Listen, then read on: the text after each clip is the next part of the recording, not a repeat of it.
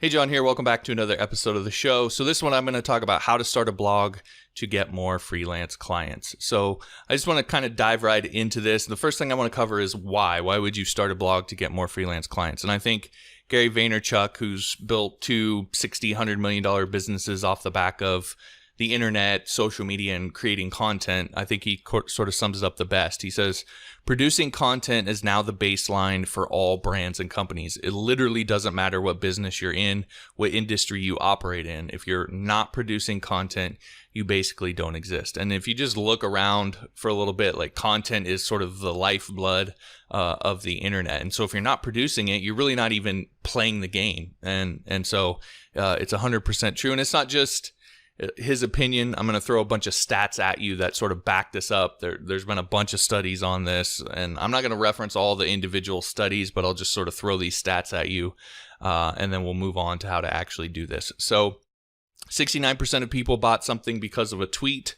94% plan to make a purchase from a business they follow. If you pick content marketing against paid search, which is something, that's one of the objections I get a decent amount of as well, I'll just do paid search. But if you pick content marketing against paid search, content marketing gets 3 times the leads per dollar spent. So you're just going to spend a lot less money with content marketing. Almost half of 18 to 49-year-old people get their news and information online, and those numbers are growing. Small businesses with blogs get 126% more lead growth than small businesses without. After reading recommendations on a blog, 61% of U.S. online consumers made a purchase.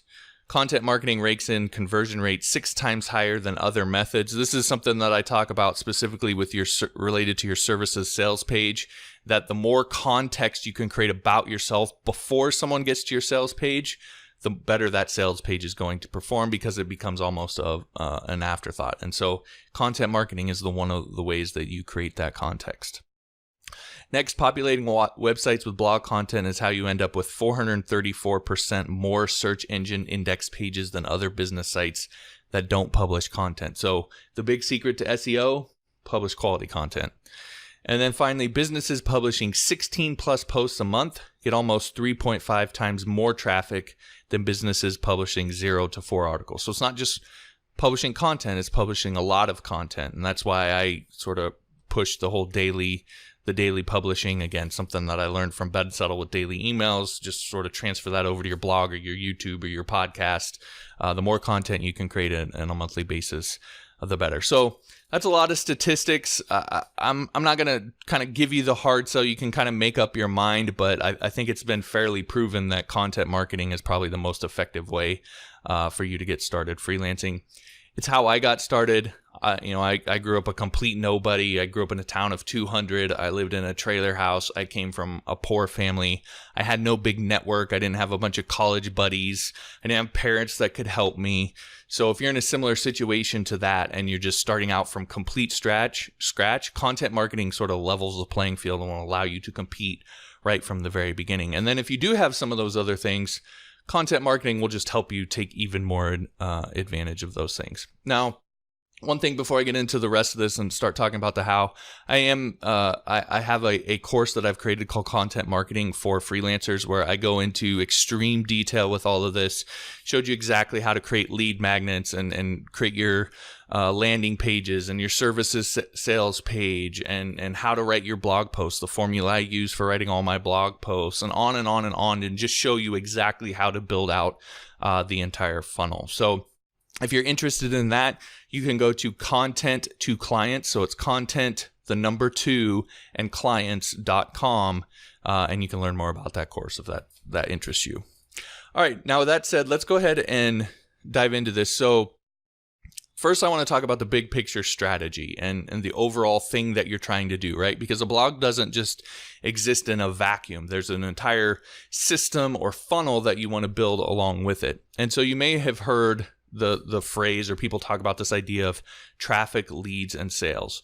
And that's 100% true here. I'll add a few things onto it here in just a second. But the basic idea is you're going to generate all of this traffic from your blog, from social media, from YouTube, from podcasts, from whatever places you want to do that. You're going to generate a bunch of traffic, and ultimately where you're sending that traffic is to a lead generation page.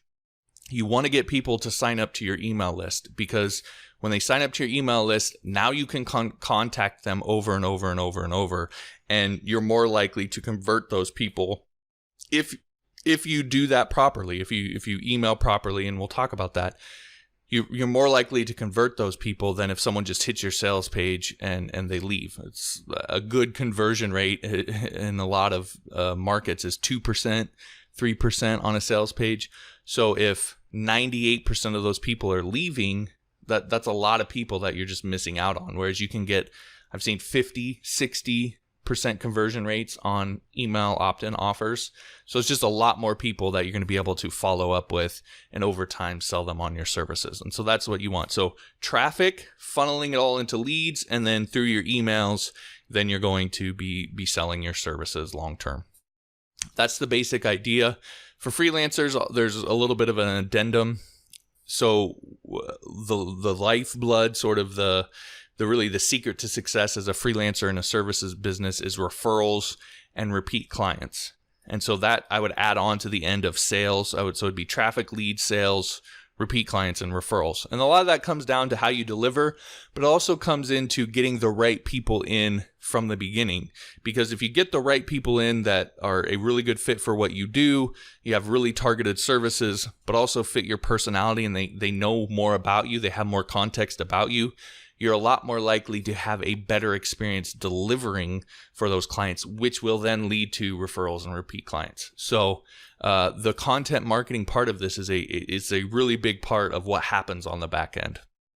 Okay, so that said, let's now get into how to start the blog. So, and I'm going to go from the very, very basics. Some of this stuff you may already have, some of this stuff you may already know how to do, but I'm going to cover it just in case you don't. Some of the first things I'll go through a little bit quicker, but the first thing you need is a domain name.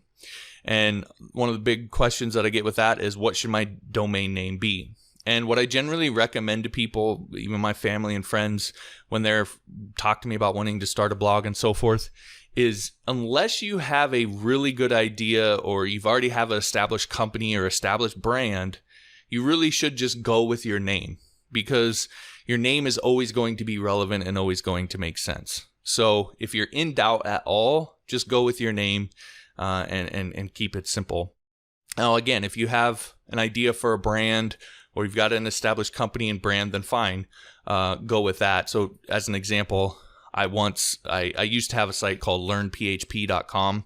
And the nice thing about a brand like that is it does some pre-selling for you. So when you go to learnphp.com, you kind of know what you're getting into. And so if you can kind of figure that out when it comes to your freelance services, which is a little bit different than what I do with teaching, then that's great. But if you really can't figure that out or don't have something that you just know is a home run, just go with your name, keep it simple, and go from there. Next is, where do I get a domain name? So there's a difference between domain names and hosting, and we'll talk about hosting in a second. But where you get your domain name is from a domain name registrar. So something like GoDaddy is probably one of the more well-known ones. SiteGround, their Namecheap, I think, is another one that's out there. And basically what these people do is they just sell the domains. Now, some of those companies are going to be just domain name providers, so they're just going to sell you the domain name and that's it. That's not going to be everything that you need to get your site up. And some of those do both the domain name registration and the hosting, which again, I'll talk about in a second. And so you can get both from those companies. GoDaddy, again, being one of those companies that you can do that with. But ultimately, you need to get a domain name from a registrar. What do I use? I use Google Domains. I actually just recently transferred everything over there. It just sort of fits easily into everything else that I have. Almost Google basically owns me. So I just use Google Domains, and it's pretty simple. I do like the fact that they have you get free private registration with their domains. Their domains are a little bit more expensive, but you get that private registration with it. So anyway, you just need to pick one and get your domains. I'll link to Google Domains down below in the description here. All right, how do I upload my site to my domain? So you build a site or you're going to install some software. How do you actually get that to show up when people visit your domain name. And that's what hosting is. So hosting, if you think about it, is essentially it's a computer where you can upload the files that make your site show up and work and do all the things that you want it to do that other people can access publicly on the web. And one of the questions that I often get right off the bat is, should I host my own website? And my answer to that would be probably not, or almost certainly not. In 99.9% of cases, no. And the reason is if you probably the biggest reason is just the internet. So if you host your own website on your own computer, then people are actually connecting to your computer in your house, and you can do that. But you just think about all the times that your internet goes down or you have slow internet. Those people are not going to be able to reach your site, or your site's going to load slow. So if you're like me and you live out in the middle of nowhere, like that would be a nightmare. And so these companies, there's hosting companies out there that are set up to sort of take care of all of this for you. It's usually a pretty low monthly fee. It's not too bad. If you get into more managed services, it gets a little bit higher. But yeah, you definitely want to go with someone else who that's their job. They have redundant backups and connections to the internet so that your site doesn't go down, essentially. So that's where you want to get your hosting. What are some of those companies? Again, GoDaddy is a company that does that. SiteGround, Bluehost is a popular one that's out there. The one that I currently use, I was on SiteGround, but I actually moved to one called Flywheel. And the reason I moved to it is it's a WordPress managed hosting, and they have some cool tools that I enjoy. Like they have a staging site, so you can build a site in staging and then just push it live, which is pretty handy. But they also have a local app that you can actually install locally on your computer. You can do all of your development and coding right in there, and then you can push it up to staging and then to live. So that's really handy. Again, I'll link to them down in the description below if you're interested in learning about them. But those are a few that are out there. And then in terms of connecting it to your domain, it's going to be a little bit different for each one, but oftentimes it's what are called name servers. So you will go into your company that has your domain name, and they will have a place where you can set domain name servers, and then your hosting company will tell you, hey, use these domain name servers. So you take this, you put it into what the domain provider has, and it'll sort of sync up. Sometimes you have to mess with, like with Flywheel, I have to mess with A records and C names and that sort of stuff, which is a little bit more techy, although it's not too bad. But usually your hosting provider is going to have detailed information on exactly what you need to do to connect it up and so forth. And so will your domain provider. And again, if you go with a company that does both, then if you buy the domain and the hosting from the same place, then they'll do it for you. Okay, next is actually building your site. So this may be a little bit controversial among the developers watching this, but my recommendation for building your site is going to be to use WordPress. And really quickly, let me just cover why I recommend that. So I use WordPress to build all my sites. And the reason that I do that is because if you've done freelancing for any amount of time, you sort of know that your stuff tends to be the thing that you get to last. It kind of gets neglected because you're so busy or you're delivering for clients and making them happy and doing that sort of thing, which you should be doing. That should be your primary focus, that your stuff sort of gets neglected a little bit. And so it's just, if you make it really difficult, or where you really have to sit down and do a bunch of coding or a bunch of maneuvering or figuring out in order to build your own website, A, it may never get done, and B, it's just going to get neglected even worse. So I strongly recommend that you use something like WordPress in order to just make things easier. It doesn't have to be WordPress, but that would be what I would recommend. And then in terms of installing it, it's really pretty straightforward. All you really have to do is connect it up to a MySQL database. The setup for WordPress, you upload the files to your hosting provider, and then the setup for WordPress will sort of walk you through it. But most hosting providers these days actually have one-click installs for WordPress. So you don't even have to worry about that. You can just go into your cPanel for your hosting provider, and you can do a one-click install of WordPress, and it sets it all up for you. Again, Flywheel, what I use, they have on the local app that I use, you can spin up a new site locally, and then you can connect it to a site that's on sort of your live hosting account, push to staging, push to live, and it's all pretty seamless, so it's pretty handy. In terms of learning how to use WordPress from a usage perspective, a site that I would strongly recommend, probably the #1 site out there for WordPress training is WP101.com. Again, I'll link in the description to that, but it's going to walk you through how to use all of the different parts of WordPress, plugins, themes, creating pages, posts, all that sort of thing. So that's what I would recommend there. All right, next is my recommended plugins for WordPress. So there's a few that I have here that I saw on pretty much every site. The big one right off the top is Elementor. And again, this goes back to what I was saying about making things easy. Elementor is a visual sort of page builder. You can build posts and so forth, but they even have gone a little bit further now where they go into, you can actually build sort of the header for your site. You can build the footer. You can build the archive page. You can build a single post all in Elementor, and then just tell Elementor that's what you want to use for your header, and it'll use it across the entire site, or if you want to use on specific pages and so forth. So you can literally start with a bare bones theme, and we'll talk about themes in a second, and build everything in Elementor, and you don't ever have to touch any code. And it's really super handy. So I use it now for building all my sites because 99.9% of the cases, there's just no reason for me to go in and code something by hand when I don't need to. It's right there. And then the very few small cases where I need to write some code, I can do that. But it just makes everything a lot easier. So Elementor is, I highly, highly recommend you install that. Another one that I use a lot is custom CSS and JS.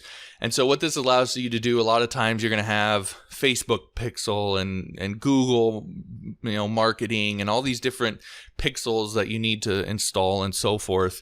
And so this custom CSS and JS plugin allows you to do that without having to edit any theme files. You can just put it into this plugin. It allows you to create new sort of new posts or new elements, essentially with CSS or JavaScript or HTML that you can place in different parts on your site and so forth. And so it's really handy for managing all of that stuff without having to hack core theme files. Yoast SEO is another one. It just kind of does all the SEO stuff for you, and it does some of the social media stuff that you need to do in order to help with SEO. It's just, it just kind of takes care of that and gives you kind of the basic structure for SEO. So I'd recommend that. Monster Insights, that's probably the most popular one for connecting to Google Analytics so that you can get analytics on the traffic on your site. So you definitely want to have that. It's a really easy interface for connecting up to Google Analytics. Another one is WordFence. So it's a security plugin. I mean, I get emails on a daily basis of people trying to, do some sort of DDoS, or they're trying to do SQL injection attacks on my site. Almost every single day I get this, and WordFence blocks all of it. And so it's just a really handy plugin. They have a free version, they have a paid version, and it just kind of, again, takes care of all that stuff so I don't have to worry about it. And then the last one is Jetpack, which is a little bit of a controversial plugin, but it's got some nice stats and it's got some nice other features in there that you can use. I would just go through them and use the ones that make sense. It's got like an image CDN and so forth. So it's a pretty handy plugin that I install on all my sites. So those are the recommended plugins.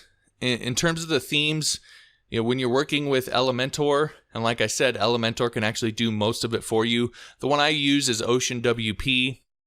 It's sort of designed to work with Elementor. It's got some nice features into it in terms of templating and so forth. And it's got a lot of settings that you can mess with in terms of, setting your headers and logos and all that sort of thing. So it's nice in that regard. And for a while, it was kind of the main one that was primarily built for Elementor. But actually, the company behind Elementor now has come out with what they call their Hello theme. And this is sort of in response to the fact that you can now do single posts and archives. You can build those in Elementor. So Hello theme is a very basic bones theme. And then the whole idea is that you just build all that stuff in Elementor, and the theme is really lightweight, and Elementor takes care of everything else. So it's called the Hello theme. So one of those two is what I would recommend for working with Elementor. All right. Next is setting up your pages. So the first page that you need to build is you need to build your services page. So your services sales page, whether it's a lot of times I see a page where it lists several services and a little description about each, which is fine.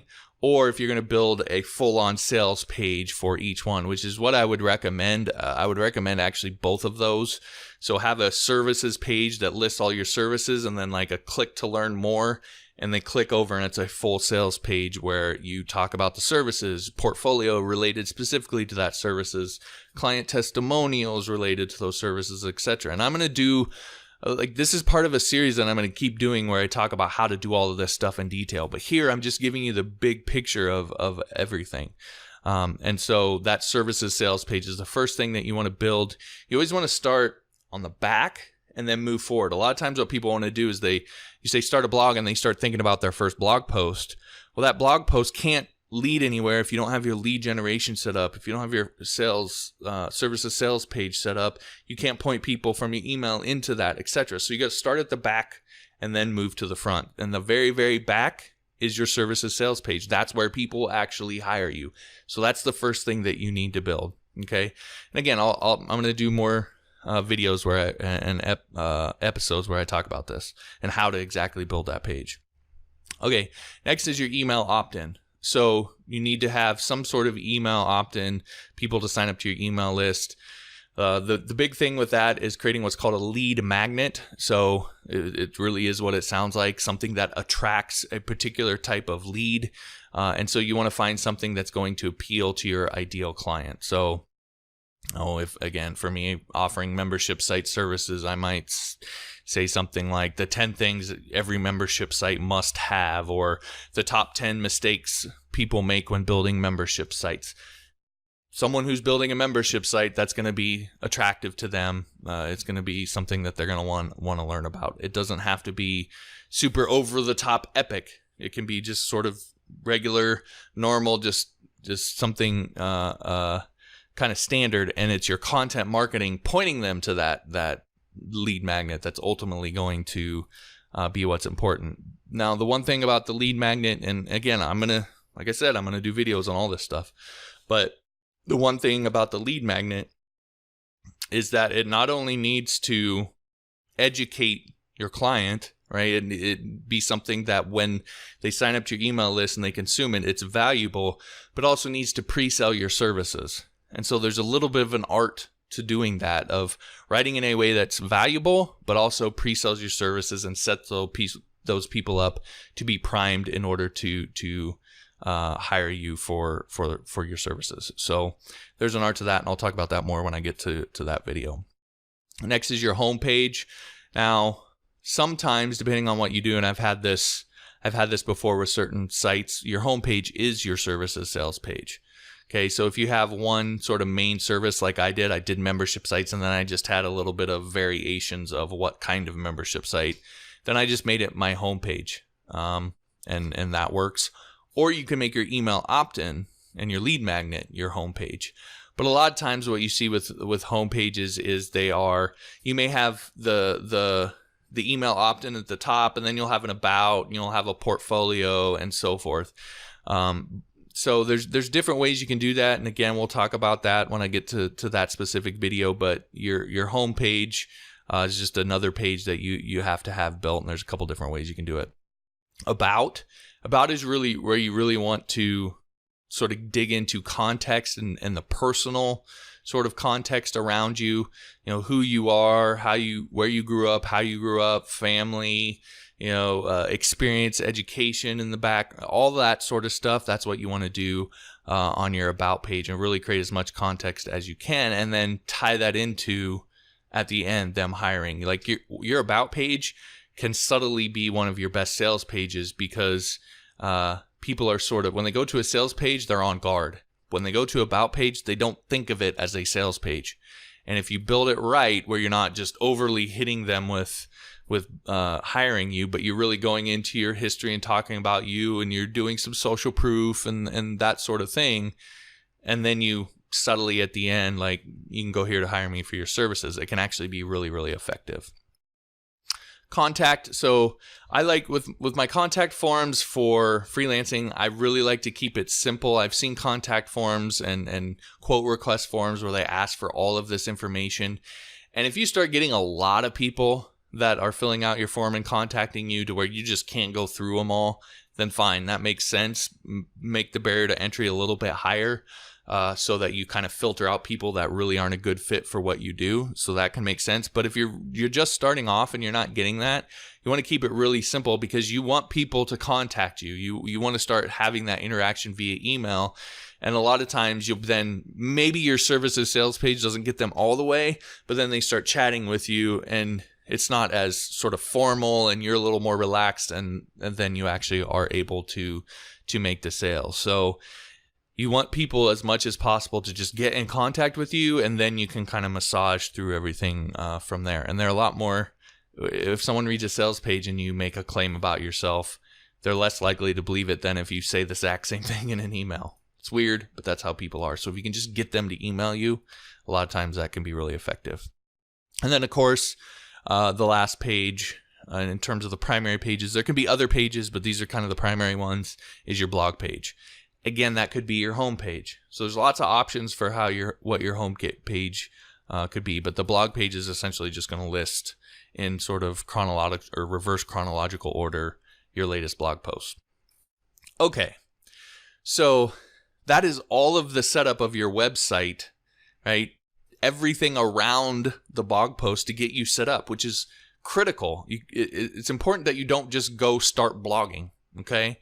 Because if you just go start blogging, which might be your impulse, there's nothing for them to go to hire you. You got to build all of that out first. You got to set up the foundation, your home base, as I've heard people call it, and then you can start blogging, and the rest of this will now make sense, and everything will sort of fill in.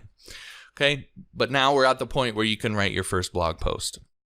So when it comes to your first blog post, then what I would recommend that you write is, and it's really doesn't matter what sort of freelance services you offer. Okay, this is a good first blog post for any service, and that is the top X mistakes people make when hiring whatever you do. So I might do the top 10 mistakes membership site owners make when hiring a developer. Okay. Or the top 10 mistakes membership site owners make when hiring a content creator or a writer, or whatever it is that you do for these particular group of people, the top X mistakes. It could be 7, it could be 5, whatever. Okay. The reason is because it's a hard thing for someone. If someone's building a membership site and they see something that says the top 5 mistakes, and I have any sort of clout with them at all, if they know me from anything, if they watched the video and they even just liked it a little bit, and then they see I have this PDF document or this video where I go through the top mistakes people make when hiring, something, like if they're considering hiring a person like that at all, it's really, really difficult for them to not at least consume it. So it's a really good way to attract the kind of people that would be likely to hire you. And the other thing is it has a natural pre-filter to it. Okay, because if you're not considering about hiring, again, for in my case, a developer to build you a membership site, there's no reason for you to read it. But if you are, it's really hard not to. Okay, so it just is a perfect way to attract the exact kind of people that you need. And then it also is a really good way for you to pre-sell your services. So what I'm getting at is it's one of the reason I recommend this as the first post is it really sort of, it's one of the easiest ways for you to do everything that you need to do when it comes to blogging. Attract the right people, repel the right people, and then pre-sell your services and get people to really sort of trust you and be heavily considering hiring you. So it's really great for that. Now, in terms of the format, first you need to figure out what those mistakes are, right? And so you need to just kind of sit down and think about, okay, if you've worked with clients and you've sort of seen some of this stuff, you should be able to come up with this pretty pretty easily. If not, just sit down and sort of think through like, okay, if I were hiring a writer to write articles for my membership site, or if I were, hiring a graphic designer and to build me a logo, then, what are some mistakes that those people might make? Or if you're brand new to this, try and find someone who is a designer or who's done what you've done, and ask them what are the big mistakes that people make. Whether it's a friend of yours, whether it's someone online, maybe you can tweet somebody. Just try to get the information and figure out what that is first, okay? Then when you actually sit down to create this post, you want to start off by telling some sort of story that shows that you can relate, okay? So again, for me as an example, when it comes to membership sites, there was a particular client that I worked with that, one of the big mistakes that they made, and ended up taking us forever to get the site done, is like they were trying to create this really convoluted system for delivering their content. And it just became like, it was like really structured architecture in terms of categories, subcategories, subcategories, right? And then there was like 50 some courses that they were trying to put in there, and it was just really difficult and convoluted, and it made building that site take a lot longer. And I don't know this, but I would imagine a lot more confusing to the people that were actually using that site. So that would be a mistake, trying to make this really complicated, sort of sophisticated system that confuses everybody and is really difficult for your developer to build. So I could tell that story as a way to show that I can kind of relate to this, right? And then you want to so some story showing that you can relate to the mistakes or the problem, okay? And then how you discovered the right way to do it. So what happened where you figured out, okay, this is wrong and this is right. So what's the story behind that? You always want to lead with a story. Stories are just sort of naturally engaging to people. They sort of suck people in, and stories are going to do most of the selling for you because they're how you actually engage with people, right? Once you've told the story, then you want to go with the actual tips. So what are these mistakes? Just sort of list them out and why and etc. And then, and honestly, that might be the shortest part of this whole thing, okay? Because it's not really the info that's going to sell them. This is to sell your services. It's not the info. It's the context, okay? So it's the story. It's the whole lead up and everything. And then you give them the tips, right? The mistakes and how to solve them and so forth as concisely as possible. You do not want to get bogged down in that information because people will get bored, okay? So you want them to be able to get through that as quick as possible. And then you transition into your selling, transition into how you fit these criteria. So this is why this is a really good post for pre-selling your services, because you're saying these are the mistakes that people make when hiring someone like me. What you're doing is you're essentially setting up criteria for them to evaluate a freelancer that offers those services. So you are establishing the criteria, and then you're going to come back through and say, now here's how I meet all these criteria. Okay, so it's a really great way to pre-sell your services. So after you say these are the mistakes, then you go through and you say these are how I fit the criteria, and then you just go into you just give them a little link where they can learn more about hiring you. Don't hard sell them. Just talk about how you fit the criteria, or and an easy sort of formula for doing that is start off with that's why. So you can say that's why whenever I work with a client, I always sit down and help them develop a content strategy.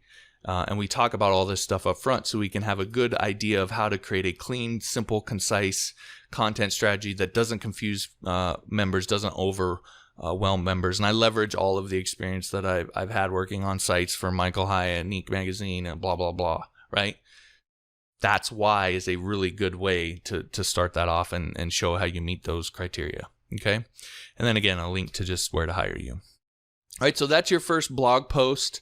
And then from there, it's just sort of following up, and and creating regular content. And you really want to focus on creating content that is relevant to the people that are most likely to become your clients? This is you really got to think that through, because let's say you're a developer, right? Your natural instinct might be, and you're building membership sites for people like I do. Your natural instinct might be to start talking about all the technical parts of building a membership site.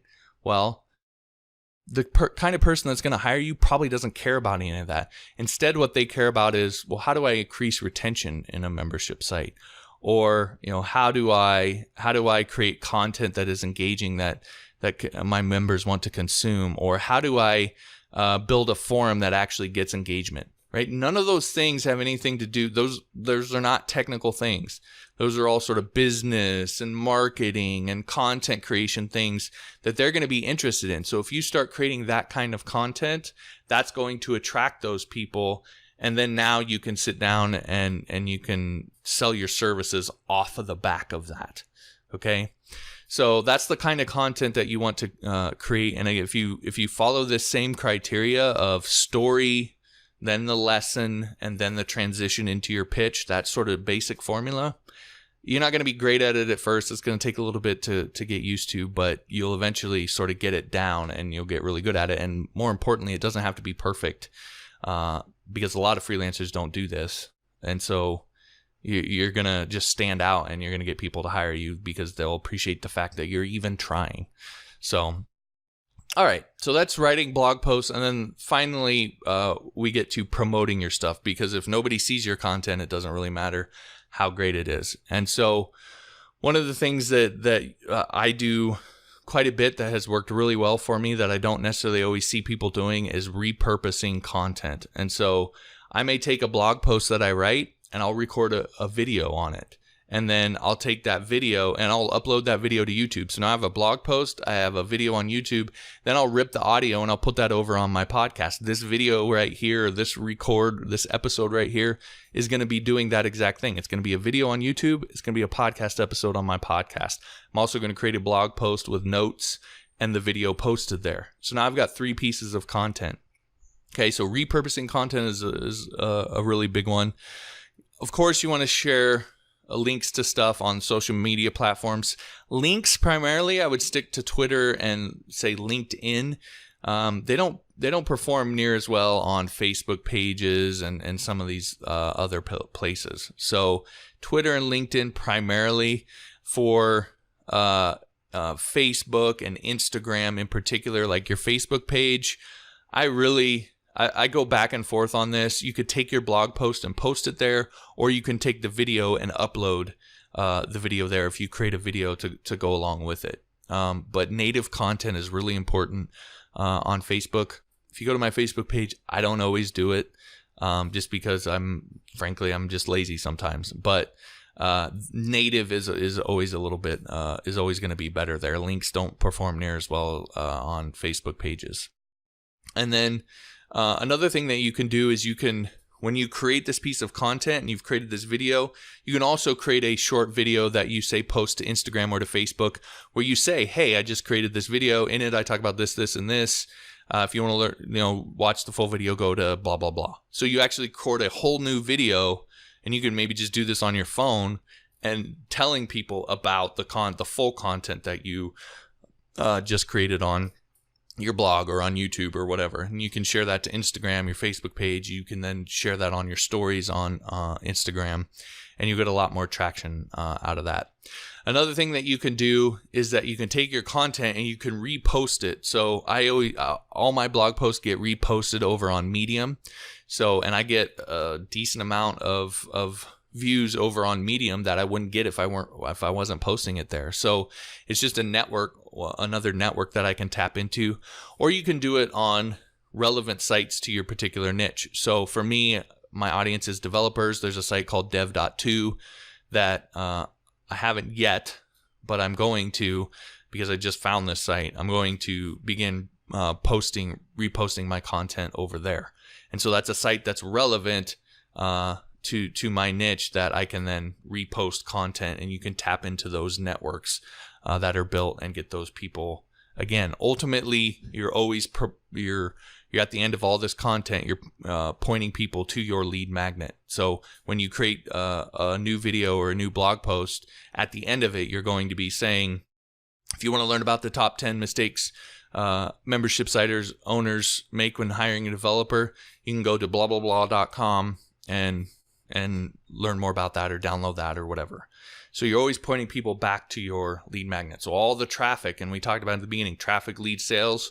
This is the nitty and gritty of how you do it. You got a video on YouTube, you got a blog post on Medium, you got a blog post on your site, you got a video on Facebook, you got an Instagram story that points to your YouTube video, etc. Like, it's all pointing back to ultimately this lead magnet, and then you're going to do your selling from there. So this was a really hot and heavy sort of big overview of everything. I really wanted to try to give you the big picture idea here. Going forward from here, like I said, I'm going to be diving into the details of more of this, of writing your blog post, creating your lead magnets, all that sort of thing. So stick around. If you're not subscribed, wherever you happen to be seeing this ad or listening to this ad, if you're not subscribed, be sure and do that if you want to make sure and be notified when those new episodes come out. And like I said at the beginning, if you want to learn more about my full content marketing course, where I dive into like every little nitty gritty detail and do screencasts, and I'm going to give you a number of different documents in terms of actually creating lead magnets and actually creating an email follow-up sequence, that when someone subscribes to your email list, what your email should say, so that you can sell them on your services, and how to do all of that, all of the nitty-gritty detail on that, screencasts, examples, etc. Like I said, my new course, content to clients. So content, the number 2, and clients.com. You can learn more about that. All right, that'll do it for this episode. If you liked the episode, I'd appreciate if you hit the like button, subscribe if you haven't, and we'll talk to you next time.